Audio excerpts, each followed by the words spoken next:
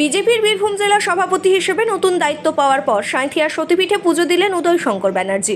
তিনি মন্দিরে মায়ের কাছে প্রার্থনা করে দলের পথ সুগম করা ও আগামী 2026 সালের বিধানসভা নির্বাচনে তৃণমূল কংগ্রেসের পরাজয় কামনা করেন। পূজা দিয়ে সাংবাদিকদের মুখোমুখি হয়ে উদয় শঙ্কর ব্যানার্জি বলেন, বিজেপি মানুষের পাশে থেকে সংগঠনকে আরও শক্তিশালী করবে। পাশাপাশি তৃণমূল কংগ্রেসে গোষ্ঠীদ্বন্দ্ব নেই বলেও দাবি করেন তিনি। তার বক্তব্য, বালিঘাট বা গরুঘাটের তোলা নিয়ে মাঝে মধ্যে নিজেদের মধ্যে মতবিরোধ হলেও ভোটের সময় তৃণমূল নেতারা ঐক্যবদ্ধ থাকেন। যদি সত্যিই গোষ্ঠীদ্বন্দ্ব থাকতো তাহলে কোর কমিটির বৈঠকে কাজল শেখ, অনুব্রত মণ্ডল পাশাপাশি বসতেন না বলেও মন্তব্য করেন তিনি।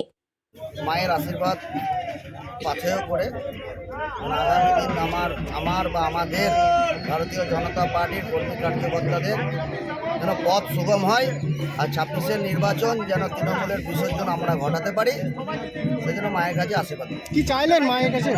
বলে দিলাম, মায়ের কাছে আশীর্বাদ নিলাম।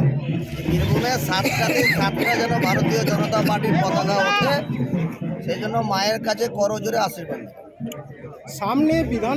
সামনে বিধানসভা ভোট, বড় দায়িত্ব। তৃণমূলের গোষ্ঠীদ্বন্দ্বকে কাজে লাগিয়ে দলকে কতটা শক্তিশালী করবেন?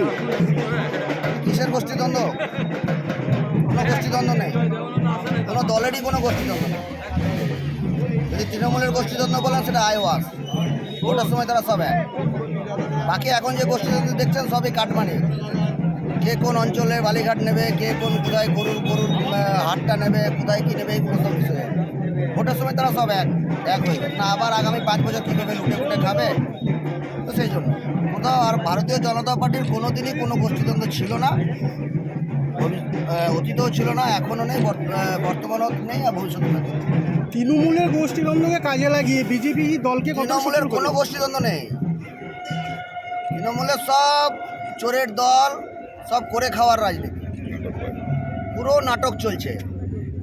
সব ঠিক আছে, যদি গোষ্ঠীদ্বন্দ্ব থাকতো তাহলে কোর কমিটিতে কাজলদা আর কেষ্টদা পাশাপাশি বসে মিটিং করতে পারতো। আপনাদের কাছে আমার প্রশ্ন, রাজায় যুদ্ধ হয় আর উল্লু কাঁকড়ার প্রাণ হয়।